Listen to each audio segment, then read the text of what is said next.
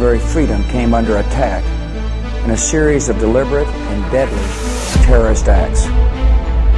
The victims were in airplanes or in their offices, secretaries, businessmen and women, military and federal workers, moms and dads, friends and neighbors. Thousands of lives were suddenly ended by evil, despicable acts of terror. El ser humano lleva ya 20 años haciendo especiales sobre el 11 de septiembre. 20 años de guerra mediática, de guerra militar, de guerra económica y de guerra de derechos. Porque fue un gran pretexto para espiar a todo mundo, torturarlo, arrestarlo o por lo menos interrogarlo en total impunidad. Programas sobre el 11S se han hecho muchísimos, pero desde los números, no. ¿Qué pasó desde los números? Preguntemos hoy y comencemos nada más, quiero que escuche, comencemos con unos datos, con unos datitos. Soy Roberto de la Madrid y esto que ha sido suyo, que siempre ha sido suyo, ya casi 9 años, detrás de la razón. Comenzamos.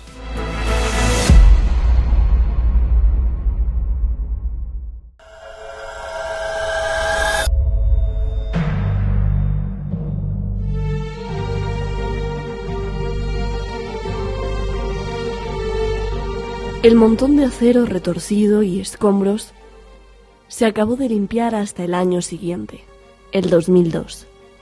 Muchos de los que trabajaron en la limpieza desarrollaron enfermedades, incluyendo cáncer. Oficialmente dicen por respirar polvo tóxico. Se cree que más de 2.000 socorristas que trabajaron en el lugar han muerto desde entonces de diferentes cánceres que pueden estar relacionados con el 11S.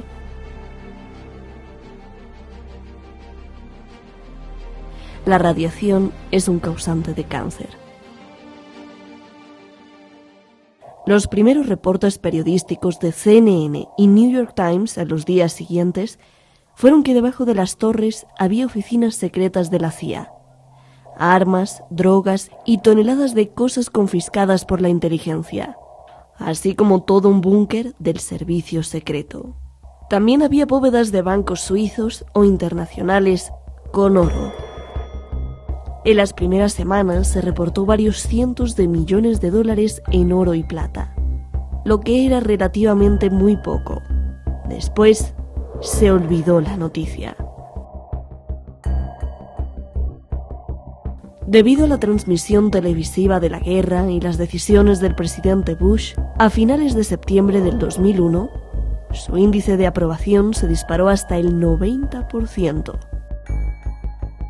El más alto de todos los tiempos para cualquier presidente.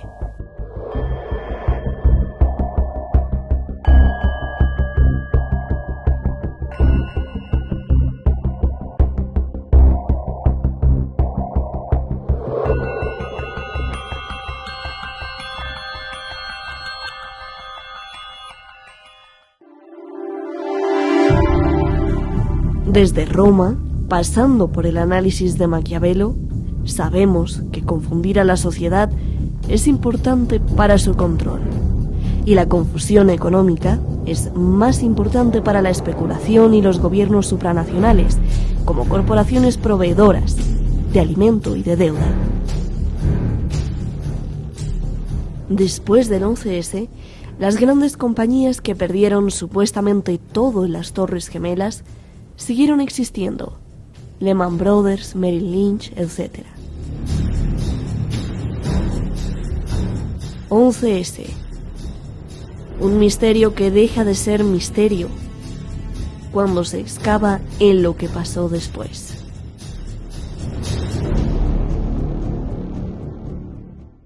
Muchísimas gracias al equipo de Detrás de la Razón, muchísimas gracias a usted por estar con nosotros. Ya son casi 9 años, le decía, estamos ya a punto, diciembre, enero de aquella temporada. Fue genial y gracias por conservar este espacio de libertad. Hoy tenemos a dos grandes personajes, como siempre, claro, usted lo conoce muy bien, Adrián Celaya. Él es director de un think tank allá en Europa y además referencia, siempre ha sido referencia de muchos que lo siguen, sobre todo de Bruselas, están pendientes de lo que dice Adrián siempre con su ECAI Center. Gracias, Adrián, por estar aquí.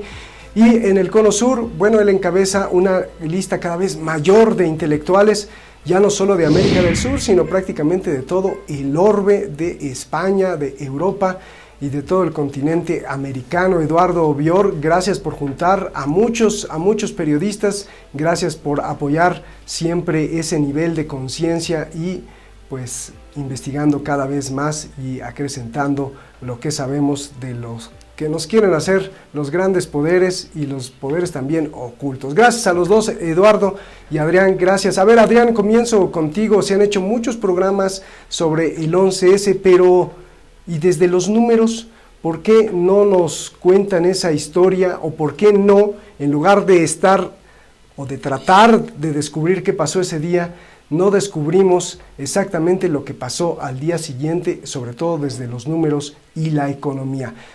Tú sabrás qué decirme, pero te pregunto, ¿qué pasó después? Adelante, Adrián. Sí, vamos a ver. Desde el punto de vista de la economía tenemos dos ámbitos de análisis. Por un lado, efectivamente, un conjunto de irregularidades que se produjeron alrededor de ese día y de empresas o grupos de interés que se enriquecieron de forma extraña como consecuencia de lo sucedido, o bien que consiguieron, gracias a lo sucedido, ocultar información estratégica de gran importancia. Digamos que esto es un análisis económico que se puede hacer empresa por empresa, organización por organización, y se han hecho bastantes comentarios al respecto y ha circulado información sobre distintos casos, o bien dudosos o bien casi, diría yo, flagrantes, por lo menos de casos en los que se aprovecharon las circunstancias creadas por lo que sucedió el 11 de septiembre, ¿no? Claro, desde el punto de vista económico, yo creo que podemos también hacer referencia al contexto que se crea como consecuencia de los atentados del 11 de septiembre.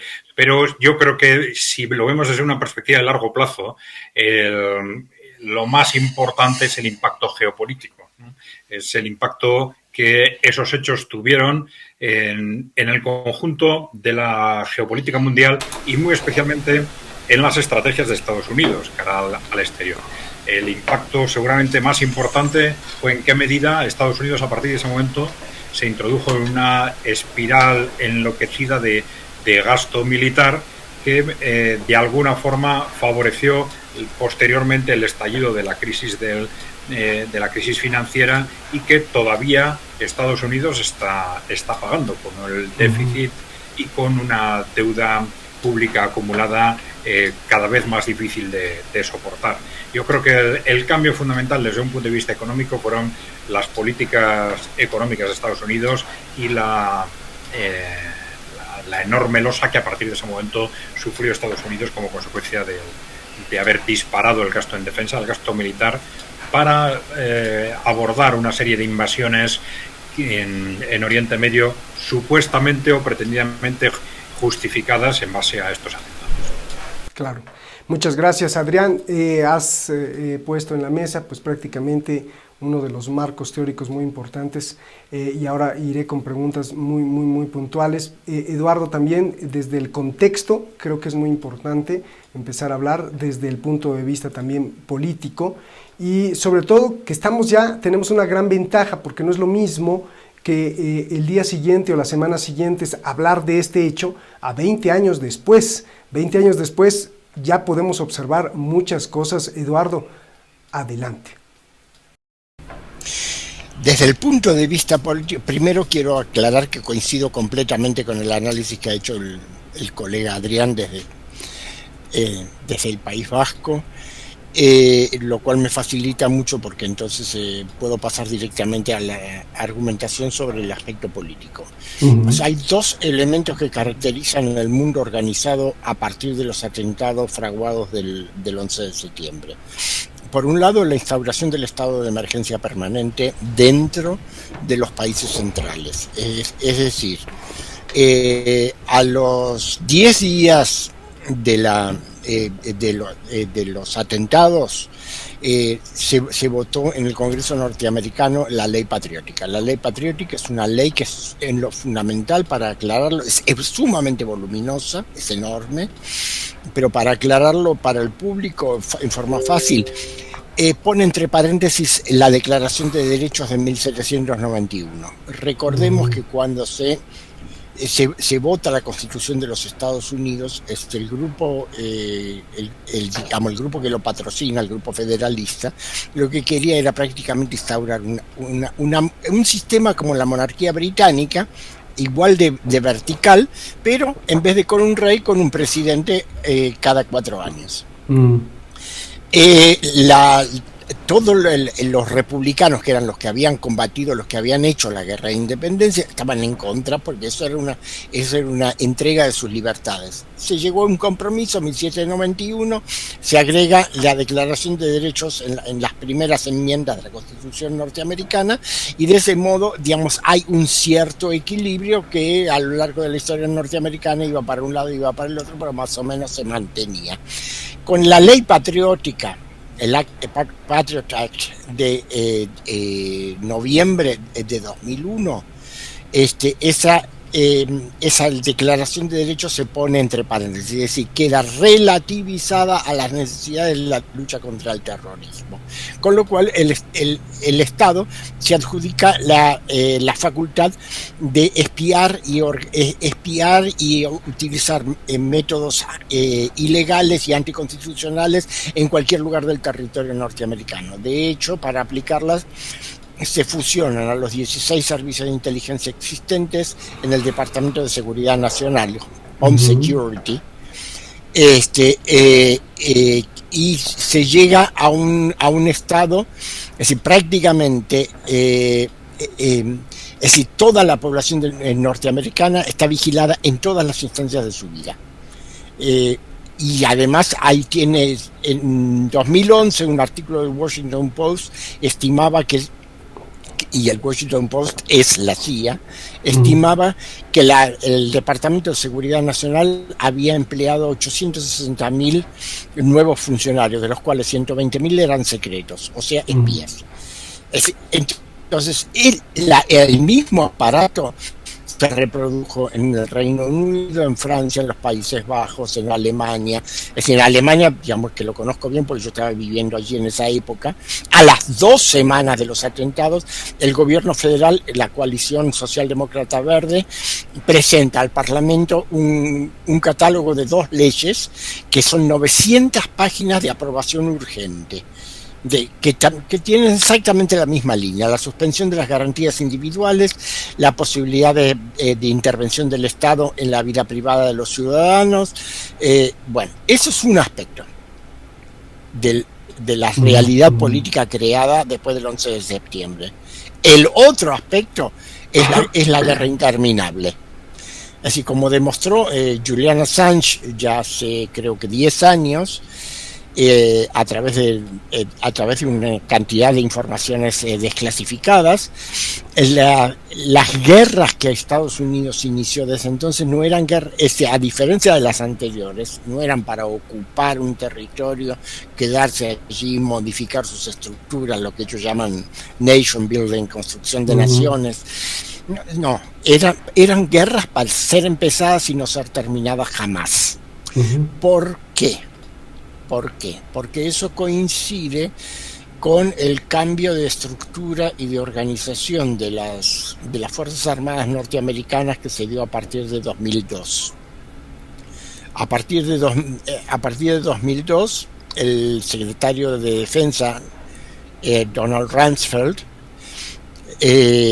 encomendó a un almirante, el almirante Zebrowski, la elaboración de un plan para la reforma de las Fuerzas Armadas, y se instauró un sistema, una reforma total de las Fuerzas Armadas norteamericanas, con el detalle más, a mi entender, más peligroso desde el punto de vista democrático, que es que los comandos regionales adquirieron adquirieron una enorme autonomía de gestión, de modo tal que prácticamente son los jefes de los comandos, el comando central, el comando sur, el comando Asia-Pacífico, adquirieron una autonomía tal como virreyes en un antiguo imperio colonial, es decir, donde solamente se hacía lo que ellos mandaban.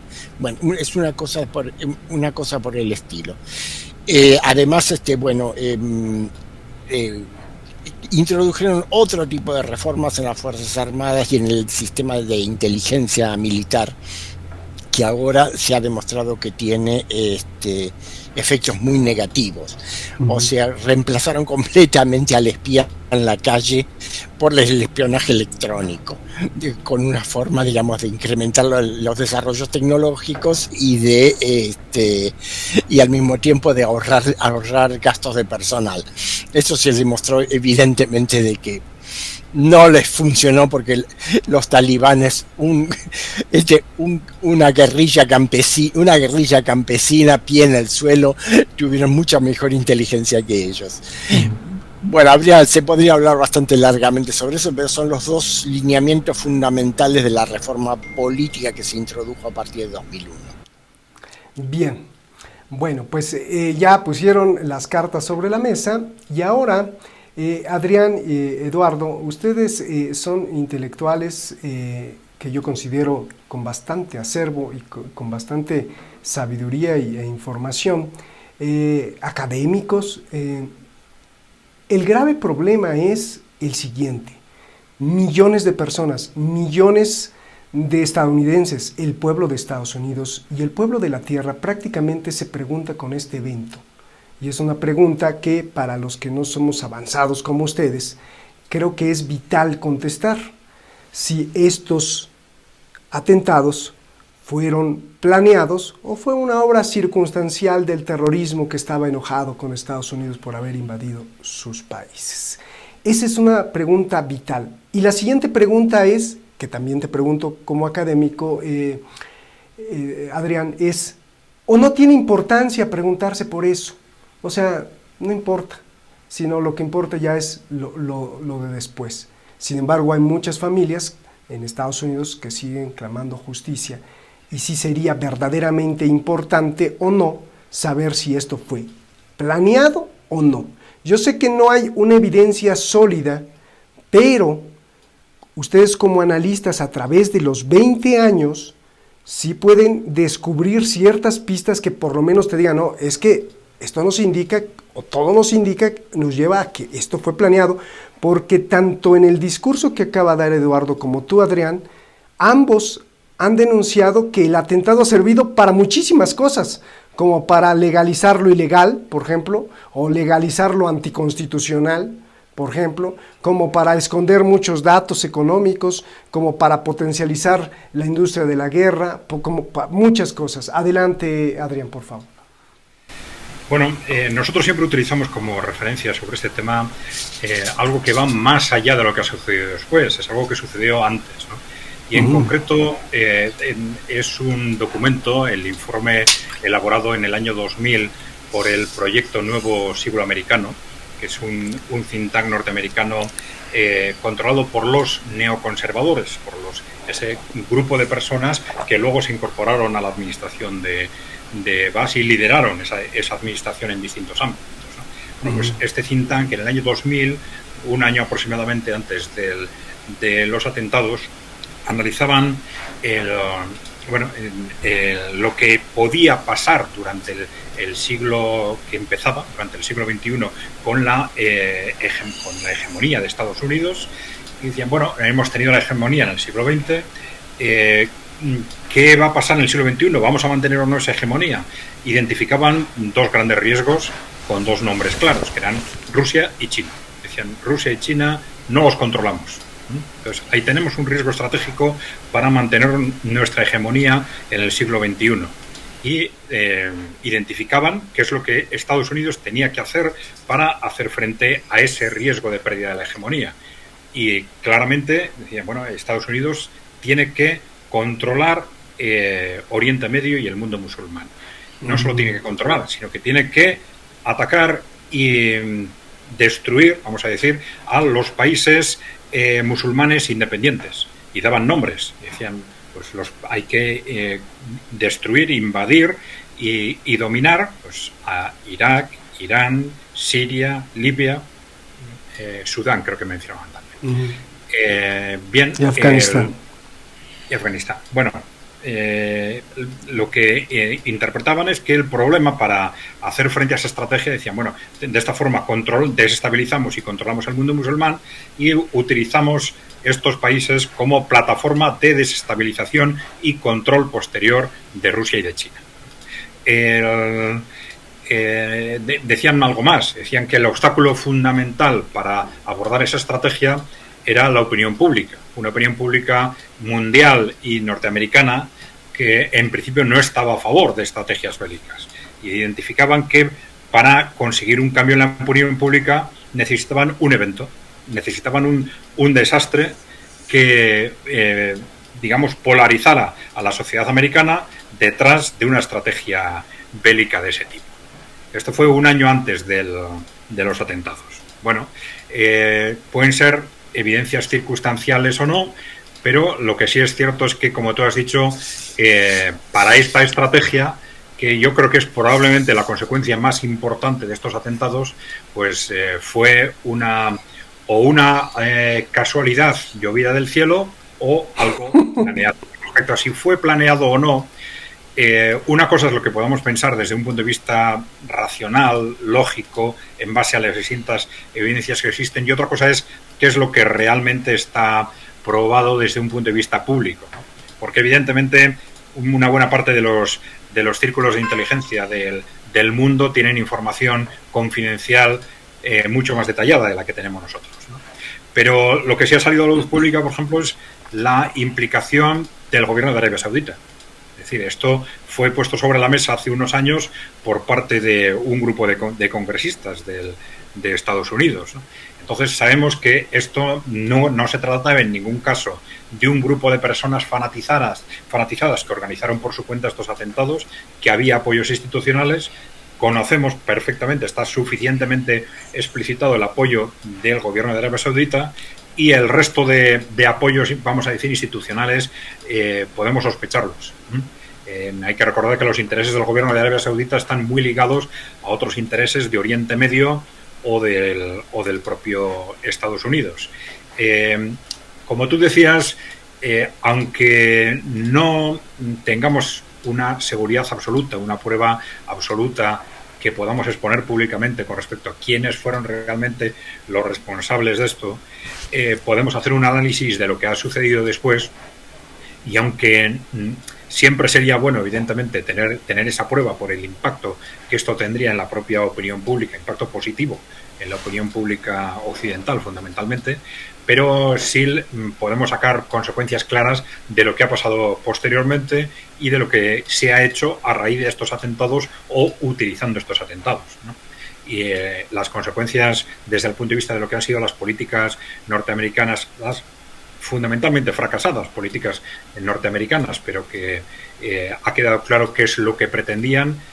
Yo creo que eso está suficientemente acreditado y nos sirve para basarnos en una interpretación clara desde el punto de vista geopolítico y también, vamos a decir, de economía política con respecto a lo que esto ha supuesto también para Estados Unidos.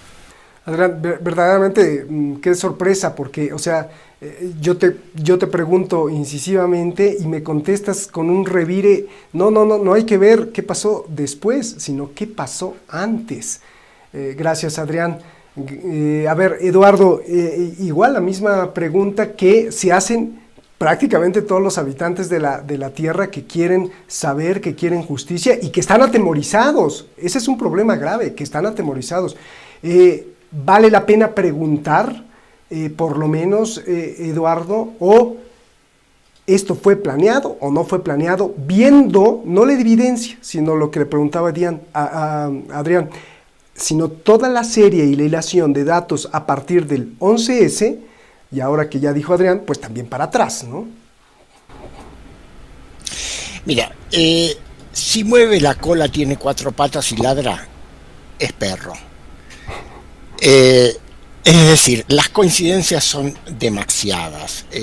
Yo podría utilizar mucho tiempo en citar, por ejemplo, de que los 19 acusados de haber hecho el atentado no figuran en las listas de pasajeros de los aviones siniestrados.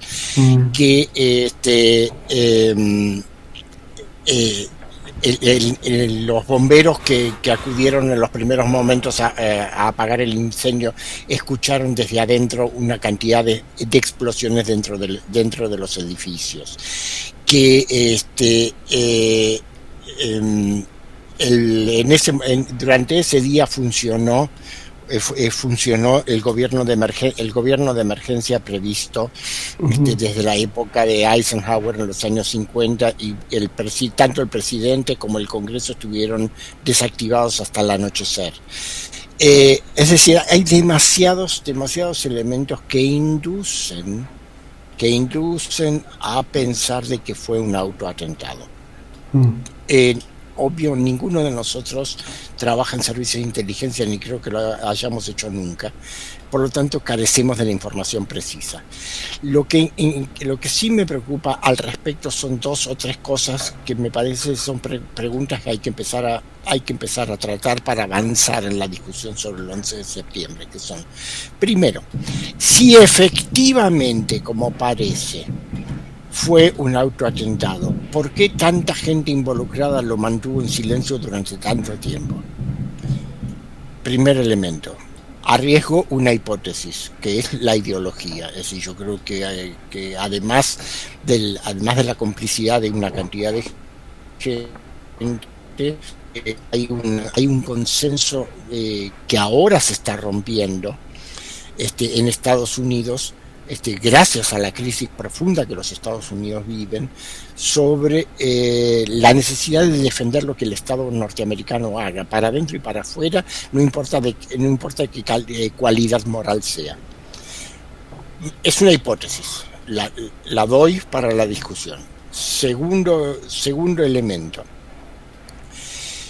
¿Qué sectores del capitalismo norteamericano se enriquecieron con estos atentados y los resultados posteriores? Sí, claramente sabemos por los datos empíricos que las empresas que más se beneficiaron fueron las empresas de armamento y de tecnologías de comunicación. Pero ¿qué pasa, por ejemplo, con las empresas de sectores como lo que representaba la familia Bush? Es decir, a su vez ligada a la familia Bin Laden, es decir, los sectores tradicionales del petróleo del oeste de Estados Unidos. ¿Qué pasa con esa gente? Es decir, ¿participaron, no participaron? Y si es así, ¿qué participación o qué rol jugaron sectores tradicionales del capitalismo norteamericano como los Rockefeller?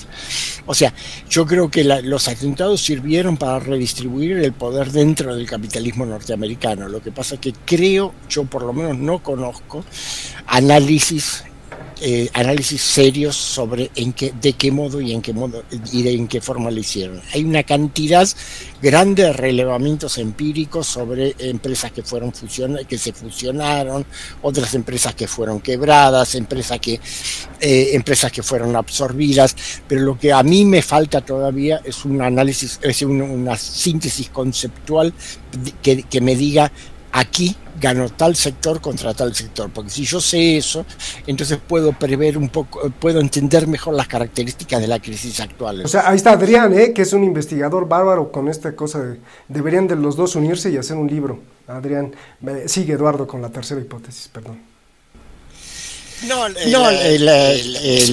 Son preguntas, no son hipótesis. Son preguntas porque son preguntas abiertas. Justamente, recordemos que Donald Trump estuvo contra ambas guerras, contra la guerra en Afganistán y contra la guerra en Irak en aquel momento. ¿Por qué? A la luz de su política posterior. ¿Por qué? Es decir, ¿a quién representaba en aquel momento Donald Trump? Y ¿A quién se está representando actualmente? Yo creo que si empezamos a entender este tipo de cosas, vamos a entender mejor las características de la crisis norteamericana actual, que me parece relevante y fundamental hacerlo para poder entender lo que pasa en el mundo. Gracias, Eduardo. A ver, Adrián, voy con esta tercera pregunta, independientemente si ustedes entre los dos empiezan una investigación como la que plantea en la segunda pregunta, Eduardo, que sería maravilloso. Te voy a hacer una pregunta verdaderamente complicada, compleja, atrevida, porque voy a tratar de unir esta parte de rigor académico con la Vox Populi, que es muy interesante. A raíz del 11 de septiembre, bueno, todo el mundo quiere explicar. Y ahí podemos hacer un estudio también de antropología, pero desde el punto de vista económico, desde el punto de vista geopolítico, que sabes mucho, Adrián, desde el punto de vista geoeconómico, ¿qué tanto sirve, qué tanto nos sirve para este control del que también hablaba Eduardo, geoelectrónico, de que el espionaje se está cambiando? ¿De qué estoy hablando? Bueno, estoy hablando de que las explicaciones, nos metemos con el 11S en un supermercado de explicaciones e hipótesis, que no fueron, que no fue un atentado, que fue un autoatentado, que no hubo aviones, sino que fue un holograma, que fueron misiles, que fueron minibombas atómicas, que no fue nada absolutamente de esto, sino que fue todo un engaño, que no existieron ninguna víctima de los aviones, que al Pentágono no le cayó un avión, sino le cayó un misil, miles de hipótesis de todo esto. La gran pregunta que te hago a ti, Adrián, es, independientemente si esto fue un ataque extraterrestre, o de los rusos, o de la propia Casa Blanca, o de China, o de quien tú quieras, independientemente de todo este masijo de conocimiento en el sentido de opinión o de forma de expresar rabia, impotencia, pueblo, ¿esto sirve o no sirve? O sea, todas estas teorías de la conspiración, ¿sirven para algo o no sirven? O diría Orson Welles, sirven para generar más confusión y más control, y los que efectivamente saben la verdad se frotan las manos diciendo, sigan inventando cosas. Explícame esto, porque esto es muy humano, Adrián, y más allá de la academia, los seres humanos normales que no estudiamos tanto, pues sí nos preguntamos, nos tienen engañados. ¿Fue una bomba atómica? ¿No fue una bomba atómica? ¿Fueron aviones? ¿Fueron...?